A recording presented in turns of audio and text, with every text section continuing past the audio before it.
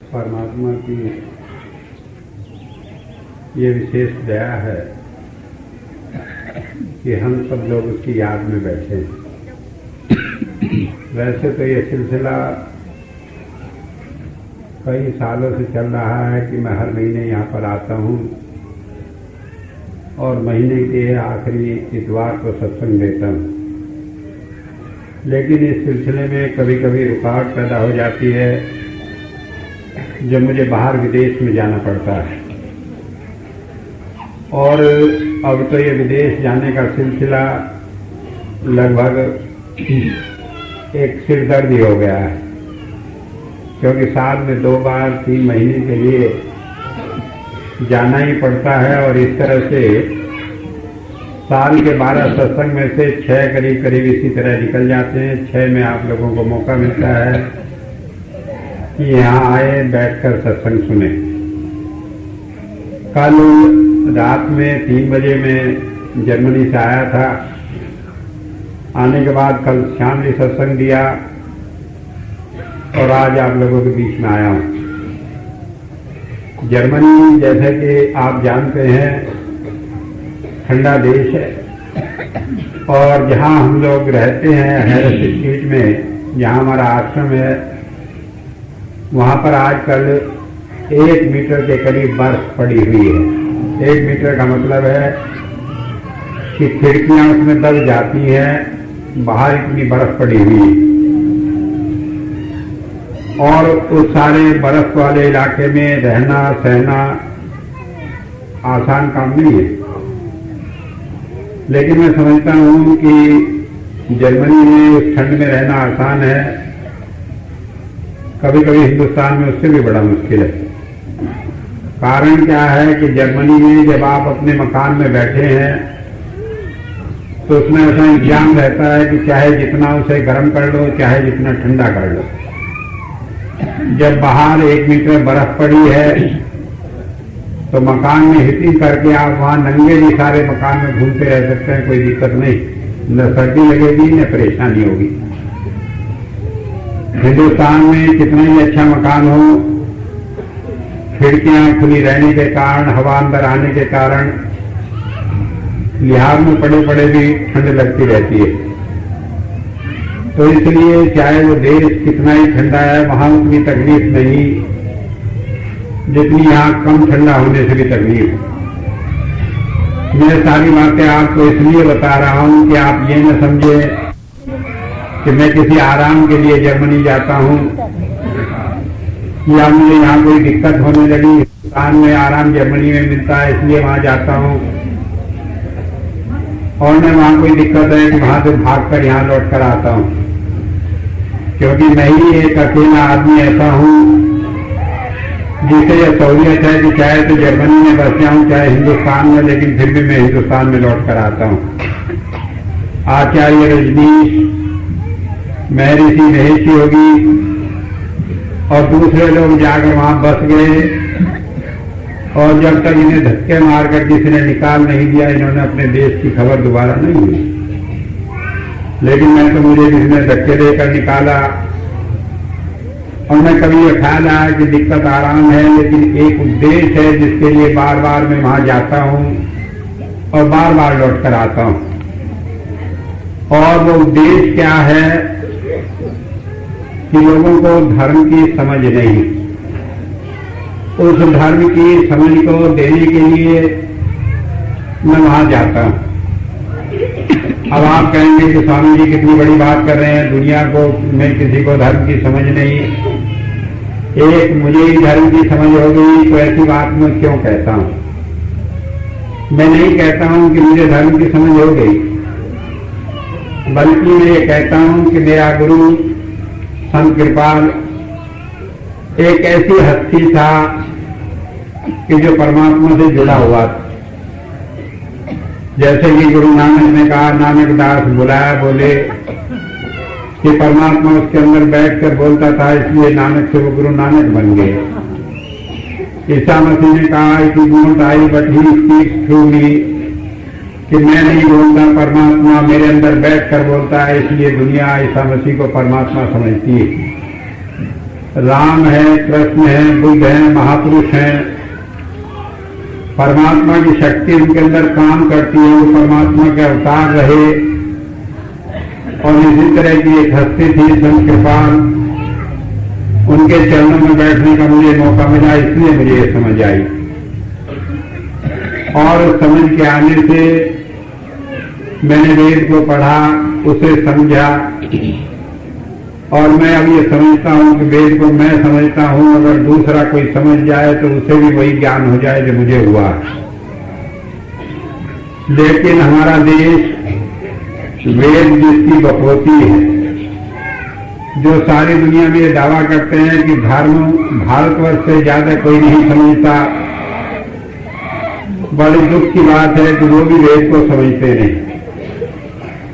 पहली बात तो यह है कि वेद उनके लिए एक नाम है, एक किताब है, जिसे वो उठाकर बड़ी अच्छी जगह तो रख सकते हैं सजाकर, लेकिन उसमें जो लिखा है न तो उसे समझना चाहते हैं, न उसके ऊपर चलना चाहते हैं।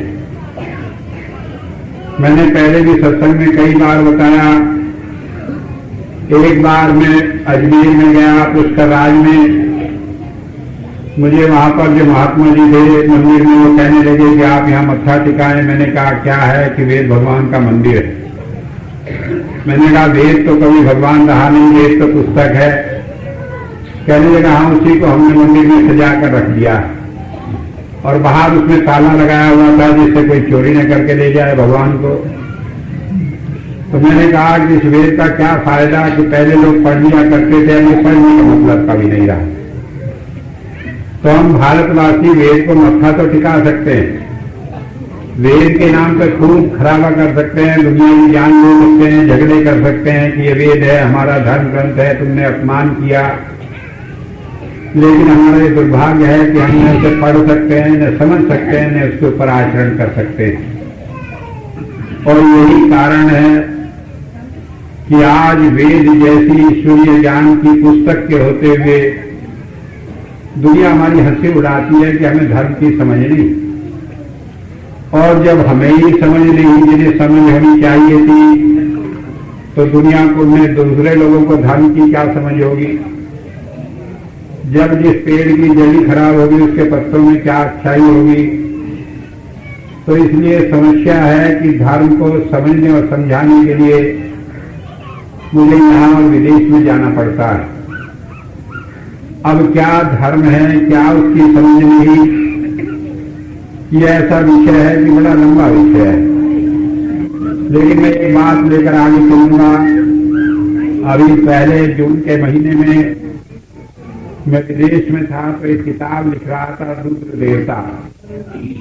रुद्र आप जानते हैं कि शिव जी को कहते हैं, शंकर जी को कहते हैं। और उस किताब में ये दिखाया गया था कि रुद्र या शंकर जी देवता हैं। वो बड़े अच्छे विद्वान ने वो किताब लिखी थी। आज तो मैं उनका नाम आपके सामने नहीं लूंगा क्योंकि मुझे उनके ऊपर भी गुस्सा ही आ रहा है। लेकिन उन्होंने जो बात लिखी उसमें उससे मालूम पड़ता है कि रुद्र जिसे हम देवता कहते हैं उससे बड़ा राक्षस भी कोई नहीं। कारण क्या है कि उन्होंने कहा कि रुद्र ऐसा है जैसा हड़काया कुत्ता। जैसे हड़काया कुत्ता किसी के पीछे लग जाता है तो उसका काम यही होता है काटना और दुख पहुंचाना। तो कहते हैं रुद्र हड़काए कुत्ते जैसा है, सांप बिच्छू भूत प्रेत उसके सेवक हैं। वो उनसे जीवों को पकड़ता है, किसी को कष्ट देता है, किसी को मारता है, किसी को परेशान करता है। तो इस तरह से उन्होंने ये दिखाया है कि रुद्र देवता का काम हमें कष्ट देना, उत्पीड़न करना, दुख देना है। अपनी अकल से उन्होंने ये बात अच्छी कही, लेकिन मुझे अच्छी नहीं लगी। उन्होंने अच्छी इसलिए कही कि लोगों को डराकर धमकाकर इस तरह कष्ट देकर रुद्र देवता हमारे पापों को मिटाता है। लेकिन मैं कहता हूं कि अगर एक माँ अपने बच्चे को ठीक करने के लिए जान से मार दे तो उसे माँ कौन कहेगा? वो तो डाइन हो गई।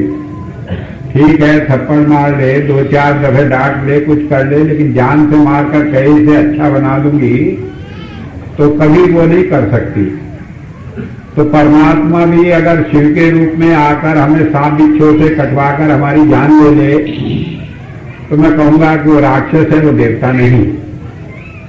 तो इसलिए जहां उनके मन में ये अच्छी भावना थी कि रुद्र के प्रति अच्छे भाव बताए, उन्होंने ना समझी ने उसे एक राक्षस बनाकर रख दिया। एक दूसरी बात उन्होंने कही, जब मैंने रुद्र देवता किताब पढ़ी तो उसके ऊपर लिखनी चाहिए, तो उसके ऊपर बहुत सारे आदमियों के विचार जाने। तो एक जर्मन के बहुत बड़े विद्वान हुए हैं हर्मन ओल्डनबर्ग, उन्होंने भी रुद्र देवता के ऊपर अपने विचार रखे। उन्होंने बताया कि रुद्र देवता क्या है कि एक सुअर है, सुअर, और गोरी चमड़ी वाला सुअर है, और वो स्वर्ग में रहता है। अब मैंने सोचा कि हर्मन ओल्डनबर्ग जो जर्मनी में पैदा हुआ रहा, हिंदुस्तान की संस्कृति और धर्म के नाम पर अपना जीवन लगा दिया, तो उसने क्यों लिखा कि रुद्र सुअर है, गोरी चमड़ी वाला है? क्योंकि गोरी चमड़ी भी बहुत अच्छी चीज नहीं होती। कई दफा आपने देखा होगा जो सूरजमुखी जैसे हो जाते हैं, मुंह लाल लाल होता है, उनकी चमड़ी गोरी होती है, तो कैसे घृणास्पद से लगते हैं।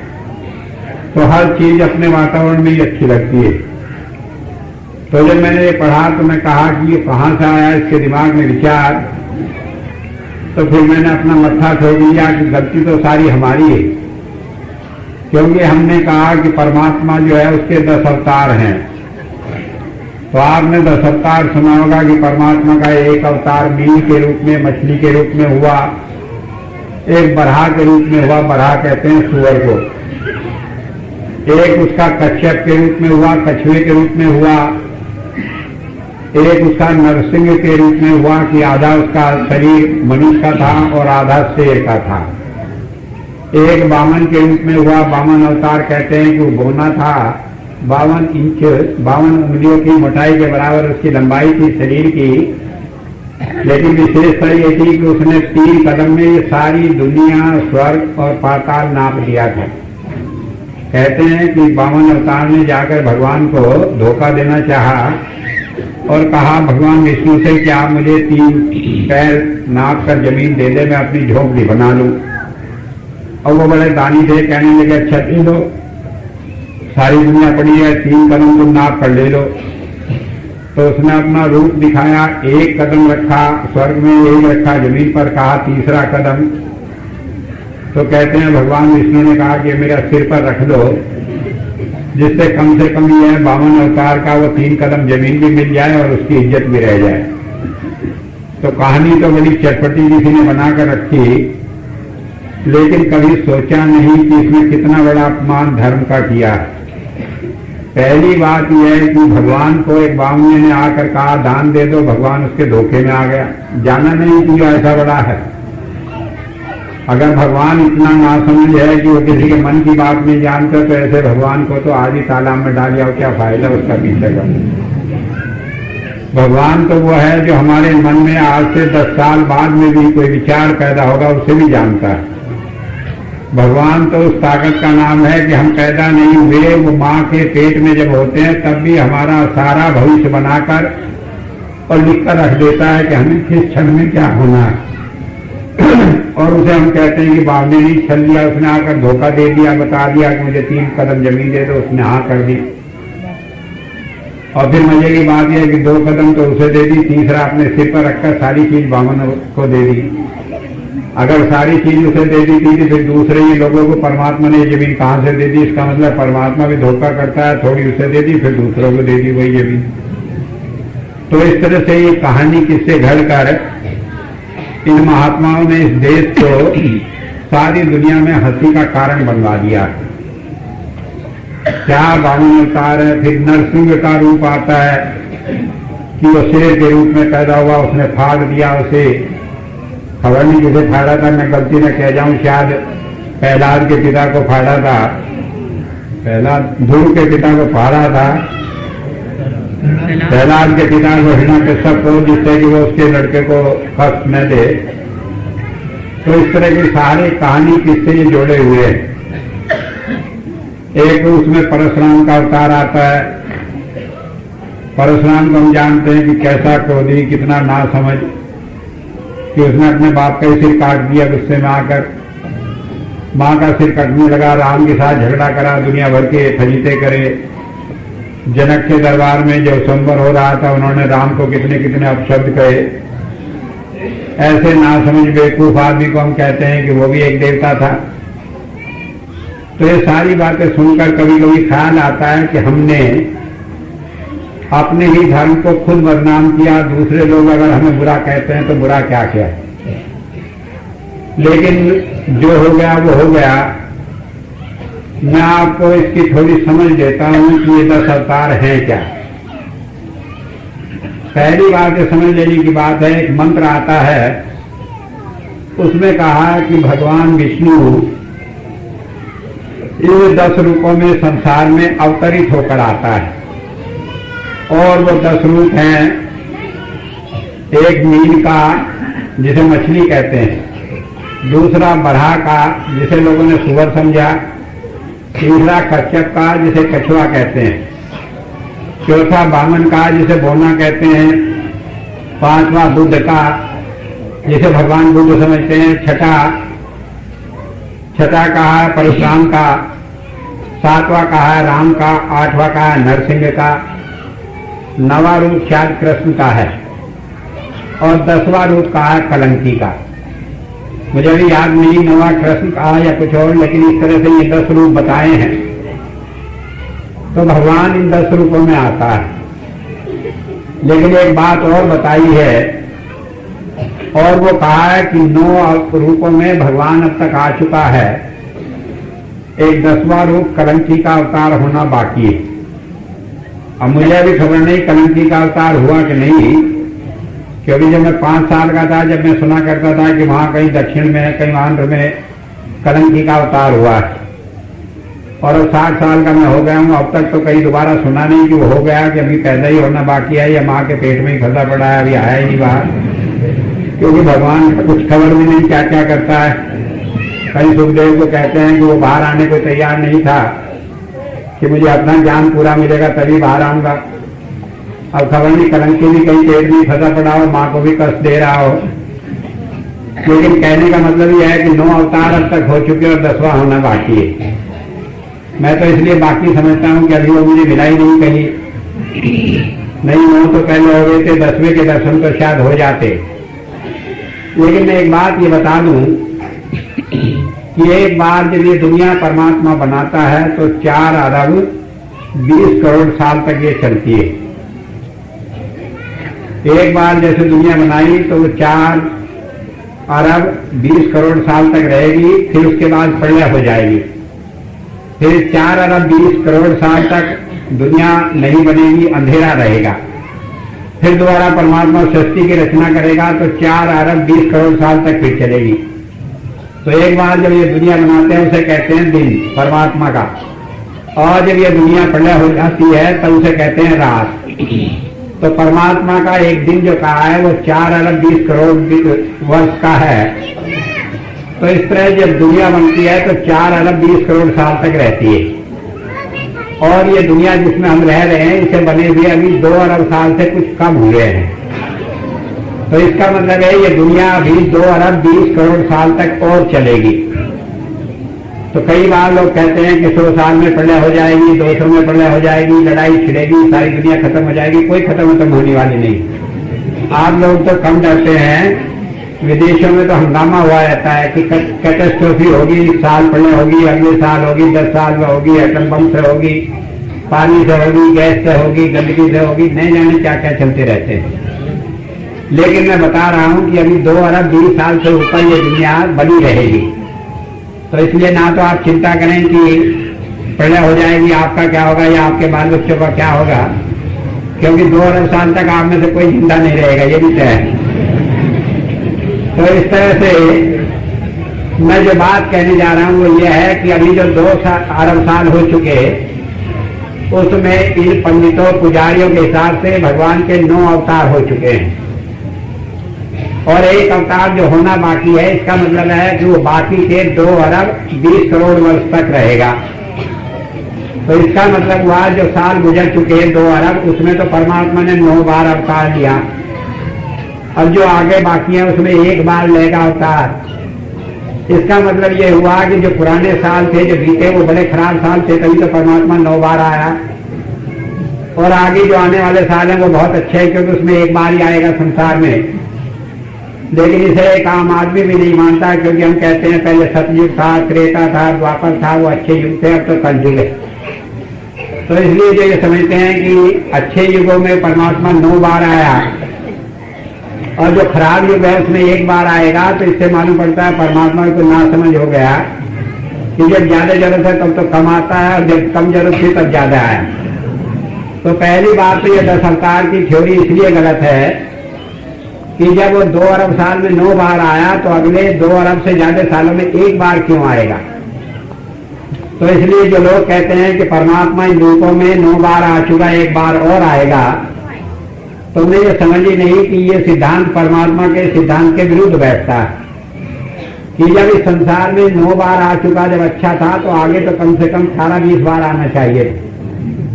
तो इसलिए एक तो बात ये गलत हुई। फिर दूसरी बात एक गलती की और हो गई कि इस संसार में 84 लाख योनियां हैं, और उन योनियों में मनुष्य की योनि सबसे श्रेष्ठ योनि है। अब आप देखो 84 लाख, तो सुअर जितना गंदा जानवर है हम सभी जानते हैं। कोई घास खाता है, फूस खाता है, और सुअर क्या खाता है ये मैं अपने मुंह से क्या बताऊं, आप खुद ही जानते होंगे। इसलिए उसे इतना निकृष्ट समझते हैं कि मुसलमान भाई कहते हैं कि शायद दुनिया का कोई मांस खा लो, लेकिन सुअर का मांस नहीं खाना, क्योंकि वो गंदा जानवर है। मैं तो ये कहता हूं कि कोई सा भी मांस नहीं खाना, सारे ही गंदे हैं। लेकिन जो मांस क्या खाते हैं वो भी कहते हैं सुअर का गंदा है, उसे तो खाना ही खाना नहीं, बाकी और कोई खा लो। तो इससे समझते हैं सुअर कितना गंदा जानवर है। और फिर ये हमारे पुजारी पंडित कहते हैं कि भगवान सुअर बनकर आया। अब जब सुअर इतना गंदा जानवर है, मनुष्य जैसा आदमी इतना श्रेष्ठ है, वो वाला सुअर को क्यों भगवान मानकर उसकी बात मानेगा, ये बात समझ लेने की। तीसरी बात यह है कि एक अवतार है परमात्मा का जिसे कहते हैं कछुआ का अवतार, कश्यप अवतार। कछुआ बहुत पानी में मिलता है, आपने देखा होगा। लेकिन मैं थोड़े में ऐसे ही समझा दूं कि परमात्मा ने उसका सारे बदन की बनावट ऐसी बनाई कि अगर आप थोड़ी देर उसे देख लें तो घिन आने लगती है। उसे कहीं पानी में रखकर लोग अपने घरों में सजावट के तौर पर रख लेते हैं। गजरोला में एक होटल पड़ता है, मैं अक्सर वहां भोजन करता हूं, जब आता हूं तो उसके यहाँ कछुआ रखा रहता है पानी में। तो इतनी घिन होती है कि उधर को देखकर रोटी नहीं खाई जाती, ऐसा लगता है उल्टी हो जाएगी। तो मेरा कहने का मतलब है इतने गंदे गंदे रूप जिन्हें देख कर बदबू आती है, परमात्मा इतना नासमझ क्यों हो गया कि इन रूपों में पैदा हुआ। फिर एक हुआ नरसिंह की आदमी आधा आधा शेर। पहले तो ऐसा कुछ हो ही नहीं सकता, और फिर वो शेर भी किसी को फाड़ दे तो परमात्मा का ये काम नहीं हो सकता। बामन का मैंने तुम्हें इतिहास समझाया, परशुराम की बात बताई। राम को तो खैर हम कुछ नहीं कह सकते, क्योंकि राम तो जो राम हमारे सामने है वो भी मर्यादा पुरुषोत्तम राम रहे, इसलिए उनके लिए तो कुछ कहा नहीं जा सकता। लेकिन फिर भी भगवान बुद्ध है, उन्हें तो अब हिंदू नहीं कहते, बुद्ध अपने को हिंदू नहीं कहते। तो इसलिए हम ये कहना है कि बुद्ध जो पैदा हुआ वो हिंदुओं का अवतार था, ये भी ठीक नहीं। क्योंकि एक बुद्ध आकर हमारे सिर पर चढ़ जाएंगे, बौद्ध कहने के वाह ये हम हिंदू कहते हैं, हम तो इनसे अलग धर्म वाले हैं। लेकिन इन सारी बातों को देखकर ये विचार करना है कि ये बात कहां से आई और ये 10 अवतार क्या हैं। मैं एक बात बता दूं, जब इस मंत्र में बताया कि परमात्मा इन 10 रूपों में आता है, तो ये 10 रूप गुण होते हैं उसके जिसके अंदर परमात्मा प्रकट होता है। परमात्मा किसके अंदर प्रकट होता है? परमात्मा संत के अंदर प्रकट होता है। संत परमात्मा के घाट हैं। जैसे किसी नदी का घाट होता है, घाट में नहाकर हम कहते हैं हमने गंगा में स्नान कर लिया। इसी तरह संत वो होता है जिसके अंदर परमात्मा की वो ताकत काम करती है, और उसके वो मिलकर हम कहते हैं हमने परमात्मा का दर्शन कर लिया, प्राप्त कर लिया, उसका आनंद प्राप्त कर लिया। बाइबल में ईसा मसीह ने कहा, दो who have seen me, they have seen my father, कि जिन्होंने मेरा दर्शन कर लिया उन्होंने परमात्मा का दर्शन कर लिया। ईसा मसीह ने तो ये कह दिया, मैं कहूंगा तो लोग मेरे सिर हो जाएंगे, लेकिन फिर भी संत कहते जरूर हैं कि उनमें और परमात्मा में कोई भेद नहीं होता। तो इसका मतलब है कि संत जो है वही परमात्मा का रूप है। तो वेद कहता है कि ये 10 जो गुण हैं जो परमात्मा के बताए, ये संत के अंदर होते हैं। संत की पहचान क्या है कि जिसके अंदर ये 10 गुण हो वो संत है। अब ये 10 गुण क्या है? एक बताया मछली का। मछली के अंदर क्या गुण है? मछली के अंदर गुण ये है कि जल उसका जीवन आधार है। मछली को आप पानी से बाहर निकाल दो तो सारा बदन फूट फूट कर वो मर जाएगी।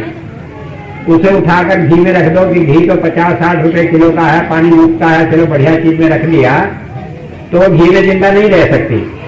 उसे दूध में रख दो, उसमें जिंदा नहीं रहेगी, वो तो पानी में जिंदा रहेगी। पानी उसके जीवन का आधार है। तो इसी तरह संत के जीवन का आधार परमात्मा होता है। इसलिए मछली का ये गुण उसके अंदर आया कि परमात्मा उसका जीवन आधार है।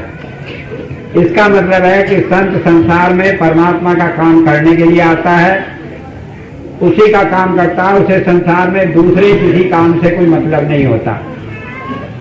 मैं इसलिए बता रहा हूं कि आज संत का दावा करने वाले लोग भी इस गुणों से कभी कभी विमुख मिलते हैं।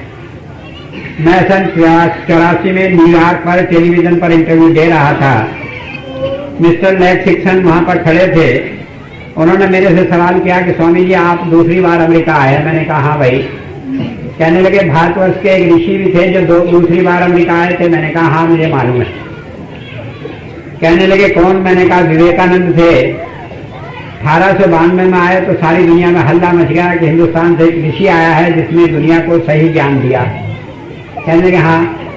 कहने लगे वो दोबारा आए थे? मैंने कहा हाँ 1902 में दोबारा आए थे। कहने लगे तब उन्होंने क्या कहा था? मैंने कहा तब उन्होंने कहा था कि भूखे को रोटी भगवान है। भगवान जो इतनी बड़ी ताकत है, कहने लगे रोटी के बराबर है वो। अब जब ये बात कही तो उन्होंने फिर अमेरिका में अपील करी कि लोग जो है धन दें जिससे गरीब आदमी के लिए हम सेवा कार्य हिंदुस्तान में शुरू कर सकें। और विवेकानंद का वो आदर्श कि रोटी भूखे के लिए भगवान है, आज धर्म को चुल्लू भर पानी नहीं छोड़ता डूबने के मरने के लिए। कारण क्या है कि धर्म के नाम पर हम अपना जीवन बलिदान कर देते हैं। जो रईस आदमी है, राजा है, महापुरुष हैं, उन्होंने अपना राजपाट छोड़कर परमात्मा की खोज की। राजकुमार सिद्धार्थ जो बाद में भगवान बुद्ध बने, महलों को छोड़कर जंगलों में चले गए इसलिए कि परमात्मा की खोज करें, धर्म के रास्ते पर चलें। और हम कहते हैं कि 2 रोटी भगवान के बराबर है, तो इससे बड़ी खराब बात क्या होगी। तो मैंने कहा कि वो कहने लगे उन्होंने ये बात कही तो आपको कैसे लगता है? मैंने कहा मुझे ये लगता है उन्हें धर्म की समझ नहीं थी। कारण यह है कि जिसे परमात्मा का साक्षात्कार हो जाए, उसका रास्ता मिल जाए, उसके लिए सारी दुनिया कोई मायने नहीं रखती। सब दुनिया का राजपाट उसे दे दो, वो उसे लात मार कर चला जाता है, उसे कुछ चाहता नहीं। तो जब हम कहते हैं कि परमात्मा मीन के रूप में आया, तो इसका मतलब है संत के लिए परमात्मा जीवन आधार है। उसे परमात्मा के सिवाय संसार में किसी चीज की आवश्यकता नहीं। वो परमात्मा के लिए जीता है और इन जीवों को, जो परमात्मा के जीव हैं, जो परेशान हैं, इन्हें परमात्मा से मिलाने का रास्ता बताता है। दूसरे सारे काम वो करता है, वो केवल इसलिए करता है कि इस रास्ते पे चलने के लिए उनकी मदद मिलती है कामों की। मान लीजिए आप आए, कहने लगे स्वामी जी मेरे सारे बदन में बीमारी है, ठीक नहीं हो, तो मैं बीमारी के लिए दवाई इसलिए लिखता हूँ कि आप ठीक हो जाएंगे, तो फिर भजन करेंगे, साधना करेंगे, परमात्मा की भक्ति के रास्ते पर लगेंगे। अगर मैं किसी के मन का ये भाव जान लूँ कि खाली मेरे से वो दवाई लिखवाने आया, मैं कहता हूँ कि डॉक्टर से जाकर दवाई लो। डॉक्टर जानता है मुझे बीमारी की दवाई आती नहीं। तो बात यह है कि वो जितना भी संसार में काम करता है वो इसलिए करता है कि जीवों को परमात्मा के साथ जोड़ना है। और किन्हें जोड़ना है? जिन्हें कह परमात्मा ने भाग में लिखा है। रामचरितमानस ने कहा है, अब मो भाव भरोसन मनता, बिन हरि कृपा मिले नहीं संत। जब परमात्मा हमारा भाग अच्छा करता है तब हमें संत मिलता है। तो जब आपके भाग में परमात्मा ने लिख दिया कि आपको संत मिलेगा, वो आपकी मदद करेगा, तो मैं दिव्यानंद के खेत की मूली हूं कि भाई मैं आपका काम नहीं करूं? अगर मैं फिर आपका काम नहीं करता, इसका मतलब मैं परमात्मा का कहना नहीं मानता। तो इसलिए संत आपके लिए, आपकी सारी परेशानियों के लिए जब सोचता है तो सिर्फ इसलिए कि आपका भाग्य में लिखा है आपको धर्म के रास्ते पर चलना है, और संत को परमात्मा ने भेजा है कि वो उन्हें रास्ते पर चलाए। तो इसलिए मेरा आपका संबंध क्या है कि आप भी उस पिता के बेटे हैं, मैं भी उसका हूं, मुझे ये काम सौंपा गया। तो जीवन आधार का मतलब है कि परमात्मा के लिए इस सारे काम को करना है। तो संत को कहा है कि नीम का अवतार है, वो इसलिए कि वो परमात्मा के काम को करने के लिए आता है, परमात्मा उसका जीवन आधार है। दूसरी बात बताई कि वो क्या है, बरहा।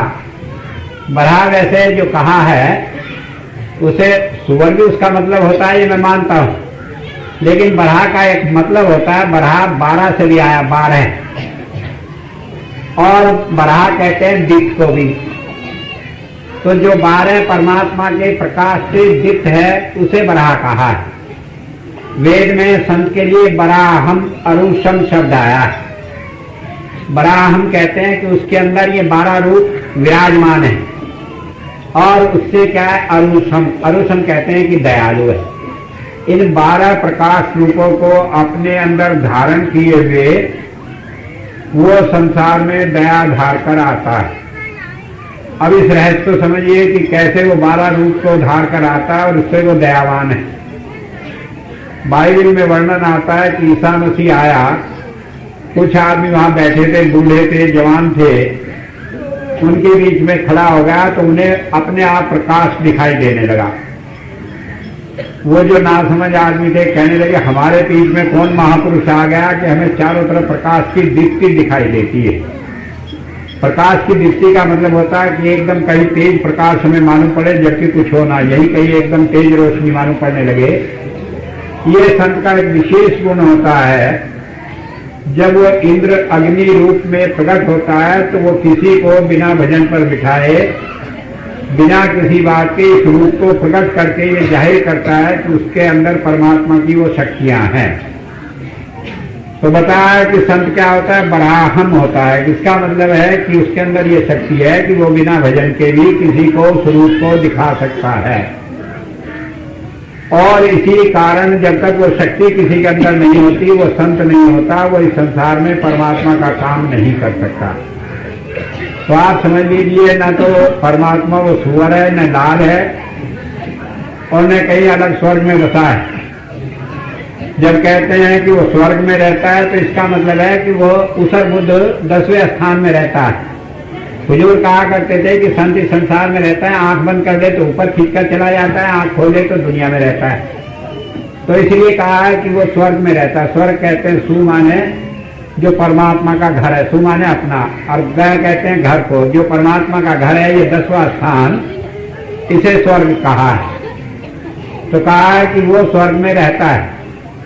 तो संत के लिए आया है। बराहम तो बरहा कोई सुअर नहीं बल्कि बरहा संत के लिए आया। माफ करना अगर जो आप उसे सुअर ही समझते हैं तो फिर मैं भी वही हूं, फिर उसमें कोई फर्क नहीं। कारण क्या है कि वो परमात्मा आता ही संत के रूप में है, और बराहम कोई सुअर नहीं बल्कि वो प्रकाश रूप है, दीप्तिमान है। एक कहा कच्छप। कछुए को आप जानते होंगे, उसके अंदर एक विशेषता होती है कि उसके ऊपर की खोपड़ी इतनी मजबूत होती है कि उसके ऊपर तलवार आप मारते रहे, तलवार की धार टूट जाएगी लेकिन कछुए के खाल में निशान नहीं पड़ेगा। और क्या करते हैं लोग, उससे ढाल बनाया करते थे, उसे लेकर अक्षत्रिय लोग ढाल बना लेते थे, एक हाथ में वो पकड़ ली, जब दुश्मन ने वार किया उसे आगे कर दिया, तलवार उस पर लगी, कोई असर नहीं हुआ, तो ढाल बनती थी उसकी। आज भी जो लोग कछुए का शिकार करते हैं वो कछुए पर गोली कितनी चलाएं तो उसके ऊपर गोली का असर नहीं होता। तो कछुए का शिकार करने वाले क्या करते हैं, गोली इस तरह चलाते हैं कि वो घूम कर नीचे से जाकर लगती है। तो कछुआ पानी में तैरता हो तो नीचे की तरफ गोली लगेगी तो मर जाएगा, ऊपर उसके ऊपर चाहे आप कुछ ही मारते रहो कोई असर नहीं होगा। और कछुए का ये होता है कि जब उसे कोई खतरा होता है वो सारा सुकड़कर अपनी खोपड़ी के अंदर चला जाता है, फिर आप उस पर लठ बरसाए जाए उसका कुछ नहीं बिगड़ेगा। और उसे अगर जो पलट कर उसके पेट के ऊपर जरा से आप सीख भी चुभा दें तो खून खून हो जाएगा, वो मर जाएगा उसी सीख से कट कर। तो इससे बरहा का मतलब यह है कि संत इस संसार में आता है और वो इतनी मजबूत खाल का होता है कि सारे संसार के मान अपमान को सहते हुए उससे प्रभावित नहीं होता। कबीर साहब ने कहा, खोद खाद धरती से कूट काट बन रहा है, कुटी वचन साधु से और सहे न जाए। ये संत जो है वही सारे संसार के उनके सीधे गाली दे लो, कुछ ही कर लो, सारी बातें सुन लेता है, अप्रभावित रहता है, अंदर से मुलायम है, अगर चाहे वो कुछ भी कर सकता है। आपने उसे गाली दी, वो एक दफा आपको गाली दे तो आपका सारा जीवन बर्बाद हो जाए, आपको होश नहीं आएगी। मुझे याद है बाबा जयमल सिंह जी महाराज थे, एक बार खड़े थे, किसी ने कह दिया, कहने के जाकर संत से चिपट जाओ तो बस आनंद आ जाता है, कुछ खबर नहीं क्या होता है। एक तीसरा आदमी था, जाकर वो बाबा जी से चिपटने लगा, कपड़े उतार कर गया था, बाबा जी खड़े थे ऐसे। बाबा जी ने कहा नहीं मान जाओ, कहने के नहीं मैं तो भी। अब वो जाकर उनसे चिपटने लगा। अब बाबा जयमल सिंह जी महाराज जाट आदमी थे, दूध दाल पिया था, खूब बदन में जाम थी, जो वो उसे जबरदस्ती चिपटने लगा, उसे कहने लगा दस पागल कहेगा। इतना कहा वो दूर जाकर पड़ा और इतिहास गवाह है कि वो आदमी पागल हो गया था, पागल खाने में पड़कर सड़ गया, उसके बदन में कोढ़ हो गया और आखिर में बाबा श्याम सिंह जी महाराज उसे तरन तारण के कोढ़ के उसमें से निकाल कर लाए दया करके। तो अब आप ये मत समझे कि भाई संत को आपको ठीक रहे कहे, वो कह नहीं सकता। मैंने बताया कि वो अंदर से इतना मुलायम होता है कि परमात्मा उसके हुक्म को मानता है, टाल नहीं सकता, और बाहर से वो इन बातों की परवाह न करते हुए इतना सख्त खोपड़ी का होता है कि दुनिया उसके मुंह पर गाली दे जाए, वो कहता है दे जाओ, कोई फर्क नहीं पड़ता। कबीर साहब ने तो इतने कहा, आवत गाली एक है, उल्टत एक अनेक होत अनेक, कहे कबीर ने उलटिए रहे एक की एक। कि देता रहे कोई देता रहे, उसकी चीज उसके अर्पण, तुम काहे को परेशान। और कहा निंदक मेरे ना किए कबीर आख्यान सिवाय, कहने के जो गाली देने वाला है उसे प्यार से अपने पास ही घर में बसा कर रखो। क्यों कि बिन साबुन बिन पानी के सारी मैल धुल जाए, कि वो तो आपकी बुराई करता है और आपके अंदर से सारी कमियां जो है वो जो होगी जो लोगों की नजर में वो भी दूर होती चली जाती। मान लो उसी ने जाकर कहा कि संत ऐसा खराब है, तो जो सुनेगा वो सोचे चले देख कहाँ है, तो संत का काम बन गया, किसी को बुलाना था उसी की मार्फत बुला लिया, अपने आप कोशिश नहीं करनी पड़ी। तो मैं बताया था कि गुण के कारण संत को कहते हैं कश्यप का अवतार। तो जो कहते हैं भगवान कछुए के रूप में आया, तो हमारे महापुरुषों ने इस बात को ध्यान में रखा कि उसके अंदर ये गुण आते हैं, उसे प्रकट किया है। बामन कहते हैं, बोने को भी कहते हैं, और बाम कहते हैं दो, ज्योति और नाद जिसके अंग संग हो उसे बामन कहते हैं। तो संत के अंदर ज्योति नहीं होती बल्कि नाद भी साथ होता है। और अगर हम संत को कहें तो कहते हैं कि ये तो मामूली सा आदमी है, बोना कहते हैं छोटा है, इसका कोई कद नहीं। अब कैसे हम कद की बात कहते हैं, जरा सी बात कहकर मैं अपनी बात को आगे लेकर चलूंगा। एक रामदास शर्मा होते हैं हरिद्वार में। अब किसी ने मुझसे कहा, कहने लगे स्वामी जी यहाँ आते हैं, संत है, कहने लगे अच्छा मैं भी आऊंगा। वो आए, उन्होंने देखा, जाकर उसे कहने लगे कहें के संत है, और आदमी तो अपनी औरतों को घर में रखते हैं, वो साथ ही लिए फिरते हैं। तो इस तरह से हम संत के अस्तित्व को अपनी मन बुद्धि से नहीं जान सकते, वो हमारी मन बुद्धि के आधार पर बहुत छोटा होता है। और जब हम मन बुद्धि को छोड़कर उसे जानते हैं तब हम उसकी विशेषता को जानने वाले बनते हैं। उन्हीं रामदास शर्मा की जिनकी बात मैं कह रहा था, जब किसी ने मुझे आकर बताया, मैंने कहा कोई बात नहीं, वो आएंगे लखनऊ में तब नाम लेंगे। अब हरिद्वार में आदमी जो इतना बुरा मुझे समझ रहा है, वो लखनऊ में आके क्यों नाम लेगा। लेकिन बाद में वो लखनऊ में आए और वहीं आकर उन्होंने नाम लिया और तब कहने लगे स्वामी जी मुझे माफ कर दे, मैं तो आपके प्रति ऐसा सोच रहा था, आप ऐसे निकले। मैंने कहा तुम क्या, ये तो सभी ऐसे ही सोचते हैं। तो इसलिए उसे बामन कहा है। संत को बामन इसलिए कहते हैं कि वो ज्योति और नाद को अपने अंदर समाये है, जिसे चाहे उसे दे सकता है, और मन बुद्धि के आधार पर वो बहुत छोटा मालूम पड़ता है। हम उसे मन बुद्धि के आधार पर जान नहीं सकते, इसलिए उसे बामन अवतार कहा है। मैं बता रहा हूं ये सारे अवतार जितने रूप हैं ये सारे संत के अंदर होते हैं गुण, और वो संत ही परमात्मा का अवतार होता है, अवतरित रूप होता है। एक बताया नरसिंह, नरसिंह कहते हैं आधा मनुष्य आधा शेर। तो नरसिंह का मतलब है कि संत के अंदर ये दो विशेषता होती है। शेर के अंदर ये विशेषता होती है कि वो जिसे चाहे उसे फाड़ देता है, परवाह नहीं करता। और नर के अंदर ये विशेषता है वो नरम दिल का है। तो संत के अंदर ये दोनों गुण होते हैं कि हमारी सारी वासनाओं को वो चूर चूर कर देता है। जो हमारे मन के अंदर भी कोई गंदा से गंदा ख्याल आता है वो उसे मन में ही खत्म कर देता है, और उन गंदी वासनाओं के सोचते रहते हुए भी वो हमारे मन को फिर भी प्यार से ढके रहता है। उसके अंदर दोनों विशेषता है कि वासनाओं को जानकर उन्हें खत्म भी कर सकता है और हमारे प्यार की भावनाओं को उभार कर हमें साथ भी लगाए रखता है। तो इसलिए संत को नरसिंह कहा है कि वो मनुष्य भी है, शेर भी। वो वासनाओं के लिए घातक है, प्रेम की भावनाओं का पोषक है। इसलिए जब हम संत को जाकर प्यार से नमस्कार करते हैं तो वो उसे स्वीकार करता है। जब हमारे मन के अंदर कोई वासनाएं आती हैं वो उसे निपटाकर उन्हें खत्म करके हमें रास्ते पर लगाता है। एक उदाहरण देकर मैं आगे चलूंगा। एक बार कोई संत थे, इन संतों की माया को कोई जानता नहीं, और वो जा रहे थे कई नाव में, उन्होंने सिर मुड़ाया हुआ था। एक उसमें कोई नक्काल था, उसके साथ 2-3 आदमी और थे। अब नक्काल को होता है उसे दूसरे की हंसी मजाक करने की आदत होती है। उसने उस संत को देखा, सिर मुड़ाए हुए खड़ा था तो उसकी हंसी करने लगा। अब अपनी भाषा में 2-4 उसने शेर शार पढ़कर उसकी हंसी की। संत के साथ जो आदमी थे वो कहने लगे इतना नालायक है, आपको ये ऐसा कह रहा है, इसकी अकल ठिकाने कर दो, नाव डुबो तो ये मर जाएगी। संत कहने लगे कि अगर मेरे अंदर कोई ताकत है तो मैं ऐसा ही ना कर दूं कि इसकी बुद्धि जो उल्टी है ये सीधी हो जाए।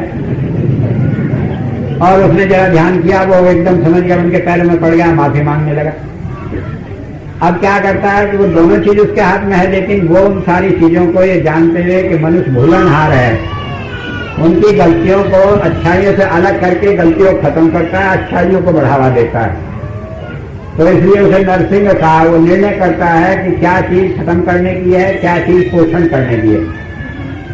एक संत गया जो आता है परशुराम, वो समझ ले परशुराम क्या होता है। पहले आप राम को समझ ले तो परशुराम को समझना ठीक रहेगा। राम का मतलब कभी जब आया है अवतार से, वो भगवान राम जो दशरथ के पुत्र थे उनके लिए नहीं आया। क्यों नहीं आया उनके लिए कि वो पैदा हुए अभी, मान ले हम 10-20 लाख साल पहले पैदा हुए होंगे, लेकिन वेद जो है इसके सारा ज्ञान 2 अरब साल पहले मिला है।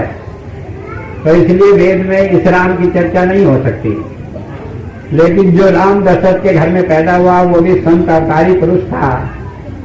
तो इसलिए चाहे हम राम एक व्यक्ति को समझे या उसे समझे जो घट घट में रमने वाली ताकत है, लेकिन जो घट में रमने वाली ताकत है और जो शरीर रूप में संत है, उन दोनों में कोई फर्क नहीं होता, दोनों एक ही हैं।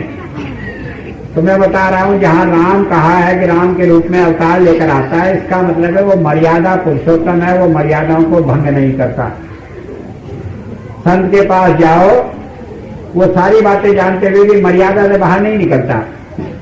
मर्यादा की चर्चा जब मैं करता हूं कि कभी कभी मेरी आंखों में आंसू आ जाते हैं कि संत के पास जी महाराज जीवन भर यूं कहा करते थे कि मंदिर में कुछ नहीं, मस्जिद में कुछ नहीं रखा, लेकिन 1974 में जब उनका एक अभियान निकला, एक जुलूस निकला, चांदनी चौक से शुरू हुआ, जब गुरुद्वारे के सामने आए, गुरुद्वारा शीशगंज के सामने, तो सारी पब्लिक के सामने उन्होंने मत्था टेका। संत किसी दीवारों के, किसी चीज के मोहताज नहीं होते, मंदिर मस्जिद गुरुद्वारों के, लेकिन एक मर्यादा है, वो भंग नहीं करते कि जो जहां लगा है उसके मन को ठेस न लगे, इसलिए मंदिर में मत्था टेका। हुजूर कहा करते थे कि आप जहां जाओ किसी के धर्म का अपमान न करो, उनकी भावनाओं का ख्याल रखो। कई बार लोग सवाल करते थे कि भाई हम मंदिर में जाएं तो क्या मत्था टेके या न टेके। कहने लगा मत्था टेको, अपने गुरु का ख्याल करके टेको। ख्याल तुम्हारे अपने मन की बात है, जो मन में रखे हो, बाहर दिखावे के लिए मर्यादाओं को भंग न करो, क्योंकि एक बार अगर समाज में मर्यादाएं भंग हो जाएंगी तो समाज के सुधरने का कोई रास्ता रहेगा नहीं। इसलिए कहा है कि संत जो है मर्यादा पुरुषोत्तम होता है, वो कभी मर्यादाओं को भंग नहीं करता। तो इस तरह से हम देखते हैं कि जब हम कहते हैं कि राम के रूप में प्रकट हुआ, तो राम का एक आदर्श दशरथ पुत्र राम के सामने हमारे है कि वो मर्यादाओं को रखता है और उसे भंग नहीं करता। कितनी छोटी सी बात है, हमने देखा हनुमान जी थे, उन्होंने आदमी को बिठाया तीर पर, भरत जी पर पहुंचा दी नहीं, भरत जी ने तीर पर बिठाया और हनुमान जी को पहुंचा दिया लंका में।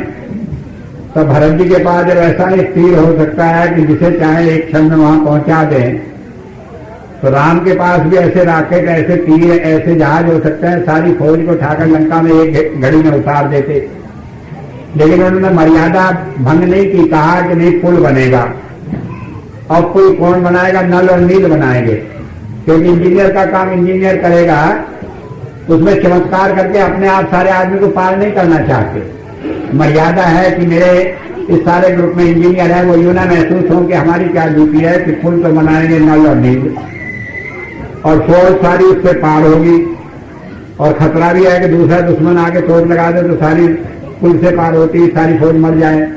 जहाजों से भेज देते तो इतना ना मरते, लेकिन सारा खतरा उठाकर भी मर्यादाओं का पालन करते हैं। कारण क्या है कि एक बार संत मर्यादाओं का पालन न करे तो फिर लोग संत के मार्ग पर चल नहीं सकते। कह देंगे अरे वो तो संत है, कुछ ही कर लिया, हम उनके बराबर कैसे हो सकते हैं। इसीलिए वो रोटी खाते हैं, पानी पीते हैं, चलते हैं, फिरते हैं, सारे काम इंसान की तरह करते हैं, जिससे हम ये छुटकारा न पाले कि वो तो संत है इसलिए हम उनके जैसे नहीं बन सकते। वो कहते हैं जैसे तुम हो ऐसे ही मैं हूं, मैं कर सकता हूं तो तुम क्यों नहीं करते। तो इसलिए बताया कि संत जो है उसका एक गुण जो है वो मर्यादा पुरुषोत्तम का है। वो इस मर्यादाओं की बात को दुनिया की हर चीज में घटाता है, कभी मर्यादाओं का उल्लंघन नहीं करता। और परशुराम बताया, परशुराम क्या है कि उसके हाथ में परसा होता है परशुराम के।